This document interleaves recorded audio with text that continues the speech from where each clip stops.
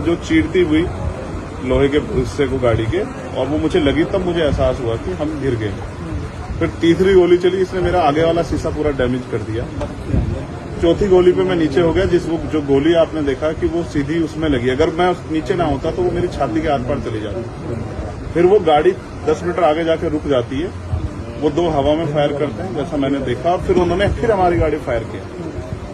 वो गाड़ी के वो फायर जो है गाड़ी के नंबर प्लेट पे लगी। मेरा यह मानना है उनको ऐसा लगा होगा कि हमने जो काम करने आए थे वो कर दिया, अब ये मर गया शायद, जैसा पहले कई घटना में हो। फिर वो शायद सरेंडर करने के मूड में थे, लेकिन जैसे ही मनीष ने गाड़ी को मेरे कहे से यू टर्न लिया, उनको समझ आया कि जिंदा है, तब वो वहां से भागे।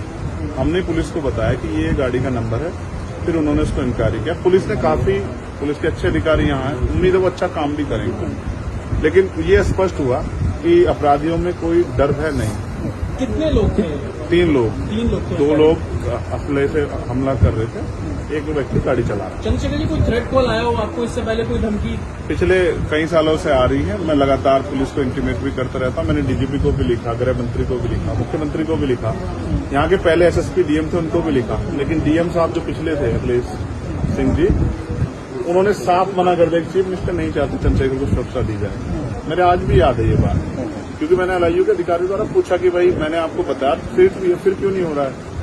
तो उन्होंने कहा भाई ये सरकार का मामला, सरकार चाहे तो दे सकती। तो मैं चाहता हूं मुख्यमंत्री इंतजार कर रहे हैं कब चंद्रशेखर मरे, उनका काम आसान है। लेकिन उनको ये नहीं पता कि गरीबों की, कमजोरों की, शोषितों की बात करने वाला चंद्रशेखर इतनी आसानी से उनकी रास्ते में से नहीं है। अच्छा, अतीक ऐश्वर्य के जैसा हुआ वैसे ही कुछ होने वाला था, ऐसा आपको लगता है? अब आप इसका आकलन खुद करें कि क्या हुआ और क्या हो सकता है। आपके पास एक और बात, मुझे ऐसा लगता है कल की घटना के बाद, इतने बड़े उसके बाद भी अगर मैं सुरक्षित हूं तो हमारे संतों गुरुओं महापुरुषों का आशीर्वाद, हमारी करोड़ों बहनों माताओं का आशीर्वाद, बुजुर्गों का मेरे पास है।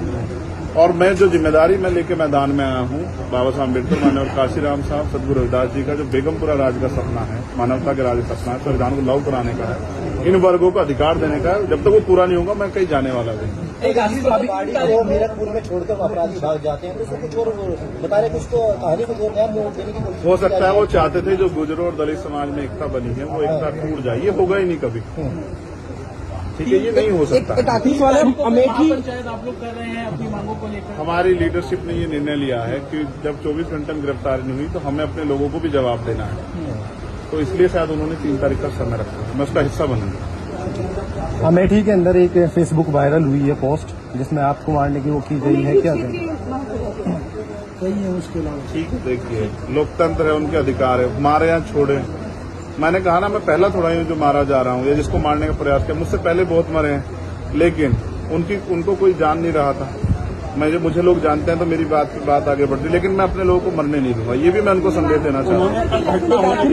पोस्ट किया है अमेठी क्षेत्रीय महासभा से कि इस बार तो बचिए, अगली बार नहीं बचे। देखो, मैं गोली से डरता नहीं, मैं गोली से, बंदूकों से नहीं डरता हूँ। मैं संवैधानिक रास्ते से चलता हूँ, संविधान को मानता हूँ। गोली चलाने वालों को भी कहना चाहता हूँ कुदरत उनको सद्बुद्धि दे, गलत जगह पंगा ले रहे हैं। मैं झगड़ा नहीं चाहता, मैं अपने लोगों को भी कह रहा हूँ कल से शांति बनाने को और संविधान के रास्ते चलो। वो हमें डिस्टर्ब करना चाहते हैं कि जो हम राजनीतिक ताकत हमारी बन रही है कमजोर हो जाए, हम दूसरी दिशा चले जाएं। लेकिन ये भी एक अटूट सत्य है कि हम संविधान के जरिए जवाब देना जानते हैं। और किसी को गलतफहमी हो तो वो गलतफहमी सुधारने का समय, वो क्यों वो कर रहे थे, वो पाला किसने? मुझे ही तो मारना है ना। वो बता दे मैं चला जाऊंगा मरने, मगर मेरे लोगों के साथ तो खेलना खेलना मैं तैयार हूं। अगर मेरे मरने से हमारा आंदोलन आगे बढ़ता, हमारे लोग खड़े होते, मुझे कोई दिक्कत नहीं है। लेकिन उनको ये समझना चाहिए कि ये आज लोकतंत्र है। गोली की भाषा से एक चंद्रशेखर मरेगा तो क्या हो जाएगा, हजारों चंद्रशेखर पैदा हो जाएंगे। ये समाज, बहुजन समाज तो उपजाऊ समाज है। एक मरेगा 1000 पैदा हो, कितने चंद्रशेखर मारोगे? और मारो, गोलियों में सत्ता का संरक्षण आपको है, मुख्यमंत्री आपका अपना है, खूब चंद्रशेखर को मारो। हर जिले से चंद्रशेखर पैदा हो। पहली घटना आपके साथ बाबा साहब अम्बेडकर और मानव काशीराम साहब को सपना पूरा करे बगैर संविधान को लागू करवाए हम लोग जाएंगे। चंद्रशेखर भाई, पहली घटना आपके साथ मुजफ्फरनगर में हुई, दूसरी अब देवबंद में हुई। क्या लगता है कि आसपास का क्षेत्र उससे पहले बुलंदशहर में? अगर पहली घटना पे ठोस कार्रवाई हो जाती तो अपराधियों के हौसले कमजोर होते हैं। लेकिन मैंने कहा ना कि एक रानी का नहीं, प्राइमरी स्कूल के हेडमास्टर का बेटा है, एक गरीब माँ का बेटा है, तो मर जाए क्या फर्क पड़ा, किसी को क्या फर्क पड़ता है? उनका रास्ते काटा आसान से निकल रहा है। तो इसलिए उनको लगा कोई वो नहीं, लेकिन जनता समझ रही है। मेरे एक एक खून का जवाब मेरे लोग जो है ना मुझे संरक्षण देके देंगे एक आखिरी और सवाल, सबक सिखाएंगे भारतीय जनता पार्टी की सरकार को, जिसके अब संरक्षण में गुंडे पड़ रहे हैं। एक आखिरी सवाल है, क्या ये पॉलिटिकल अटैक था आपको लगता है? पुलिस जांच कर रही है कि मेरे मरने से किसको फायदा हो सकता है, कौन मुझे चाहता मैं मर जाऊं। पुलिस जांच कर रही है, मुझे उम्मीद है पुलिस फेयर जांच करके कोई मैनिपुलेट करके नहीं, सही जवाब देगी कि उन्होंने ऐसा क्यों किया। चंद्रशेखर का जो कद बढ़ रहा है देश के अंदर, कई मुख्यमंत्रियों ने भी अब ट्वीट किया है, ओवैसी ट्वीट कर रहे हैं, कई और कर रहे हैं, तो इस चीज को क्या ये लगता है कुछ भी गलत होगा तो लोग बोलेंगे। अगर कल मेरी जान ही चली जाती तो लोग फिर भी तो उनको पीड़ा होती, उनको अपना भी देखना है, कल उनके साथ भी हो सकती है।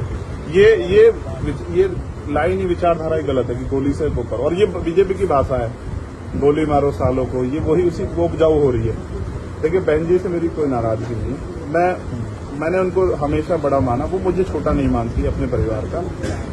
उनको ये घटना छोटी लगी, शायद अगर मैं मर भी जाता शायद उनको इसमें कोई शायद बुरा नहीं लगता, मुझे उनसे कोई दुख नहीं है। मेरे लोग मेरे साथ हैं, ये बहुत, और वो समझ रहे हैं कि जो उनके लिए मरने को तैयार है, जो जान पे जिसकी बनाई है, वो हमारा अपना है। मेरे लोग मेरे साथ खड़े होंगे, मैं ट्राई करता हूँ। लगभग सभी दलों के लोग आपसे मिलने आए हैं, कैसा देखते हैं, क्या नहीं, मैं उनका धन्यवाद भाजपा के भी नहीं, विधायक आए मैं हैं। कह रहा हूँ बस सबका धन्यवाद करता हूँ, मगर ये है मैं ये प्रयास करूंगा कि भविष्य में ऐसा किसी के साथ ना, इसलिए लॉ एंड ऑर्डर की कानून व्यवस्था अच्छी होनी चाहिए, मुख्यमंत्री को ध्यान देना चाहिए। बात चंद्रशेखर की नहीं है, बात इस प्रदेश में हो रही हजारों बहनों के साथ जो अस्मतें लुट रही है, हर महीने रेप हत्याएं हो रही हैं, लोगों की जान जा रही है, सब उन पर वो करता है। तो वो मुख्यमंत्री पद पर बैठे हैं, अगर वो इसको संभाल नहीं पा रहे हैं तो क्या फायदा, तो उनको इस्तीफा दे देना चाहिए। फिलहाल ठीक है, डिस्चार्ज किया जा रहा है? हाँ ठीक, आपके कार्यकर्ताओं ने आज जो है जगह जगह ज्ञापन दिया है, सहारनपुर में दिया, अगली रणनीति क्या रहेगी किस हिसाब से? कोई रणनीति नहीं, पार्टी के सीनियर लीडर जो तय करेंगे हम लोग उसका काम करेंगे। और दूसरा, मेरे पीठ में जहाँ गोली लगी है वहाँ ड्रेसिंग जारी है, ठीक है, पहले से आराम है, बस एक जलन और घाव है, जख्म वो तो है ही, सांस लेने में दिक्कत थी, बीपी जो है फ्लक्चुएट हो रहा था, फ्लक्चुएट अप डाउन हो रहा था, वो ठीक है पहले से। चलो